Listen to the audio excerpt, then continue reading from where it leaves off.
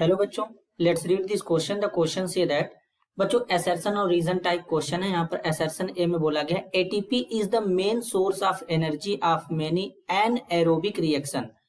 Reason R में बोला गया है anaerobic reaction occur in presence of oxygen. इसके रिगार्डिंग यहाँ पर 4 ऑप्शन गिवन है, इन चारों में से करेक्ट को आइडेंटिफाई करना है। तो सबसे पहले समझेंगे बच्चों की कॉन्सेप्ट। की कॉन्सेप्ट क्या होगा? की कॉन्सेप्ट होगा एनएरोबिक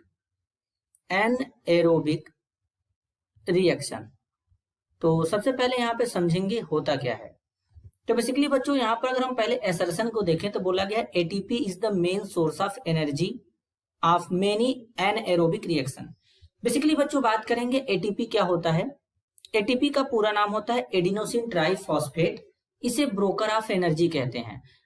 बच्चों ये जो एनर्जी का मेन सोर्स होता है एटीपी, लेकिन रिएक्शन हमारा एरोबिक हो या एनएरोबिक हो, एटीपी जो होता है ये एनर्जी का मेन सोर्स होता है। अब एरोबिक एनएरोबिक क्या होते हैं इसको समझते हैं। सबसे पहले एरोबिक रिएक्शन के बारे में समझेंगे। एरोबिक रिएक्शन मतलब ऐसा रिएक्शन जो ऑक्सीजन के प्रेजेंस में होता है। जैसे कि बच्चों अगर हम बात करें ग्लूकोज है C6H12O6, इस ग्लूकोज में ऑक्सीजन पास करेंगे मतलब ऑक्सीजन के प्रेजेंस में यहाँ पर रिएक्शन होगा। तो ग्लूकोज हमारा ब्रेक कर जाता है कार्बन डाइऑक्साइड और प्लस वाटर में ब्रेक कर जाता है। साथ में यहाँ पर एनर्जी रिलीज होता है 38 एटीपी एनर्जी रिलीज होता है। तो हम कह सकते हैं बच्चों की ये एक एरोबिक रिएक्शन है, मतलब ऑक्सीजन के प्रेजेंस में हो रहा है और साथ में यहाँ पर एनर्जी भी तो रिलीज हो रहा है एटीपी के फॉर्म में। तो यहाँ पर ये एनर्जी का मेन सोर्स होता है एटीपी। तो एरोबिक रिएक्शन में भी होता है। अब अगर एनारोबिक रिएक्शन ले, जैसे कि ग्लूकोज ले रहे हैं यहाँ पे C6H12O6 ग्लूकोज लेंगे। अब एनारोबिक का मतलब है कि ये रिएक्शन ऑक्सीजन के अब्सेंस में होगा, यहाँ पर ऑक्सीजन प्रेजेंस नहीं होगा।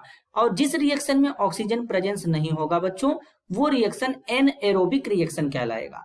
तो इस केस में जो ग्लूकोज होता है वो लैक्टिक एसिड में कन्वर्ट हो जाता है बच्चों। इस तरीके से C3H6O3 लैक्टिक एसिड में कन्वर्ट हो जाता है, साथ में एनर्जी रिलीज होता है 2 एटीपी का। तो बच्चों हम देख सकते हैं कि रिएक्शन हमारे पास चाहे एरोबिक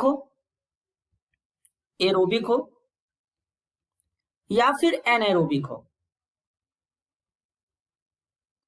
दोनों ही केस में हमारा एनर्जी रिलीज हो रहा है एटीपी के फॉर्म में। इस बात को हम ध्यान देंगे बच्चों। तो बेसिकली यहां पर हम अगर असर्शन की बात करें तो असर्शन में बोला गया ATP is the main source of energy of many anaerobic reaction. तो रिएक्शन एरोबिक हो या एनएरोबिक हो, दोनों कंडीशन में बच्चों जो एटीपी होता है वो एनर्जी का मेन सोर्स होता है। तो यहाँ पर असर्शन ए करेक्ट है। रीजन आर में बोला गया anaerobic reaction occur in presence of oxygen, गलत है बच्चों।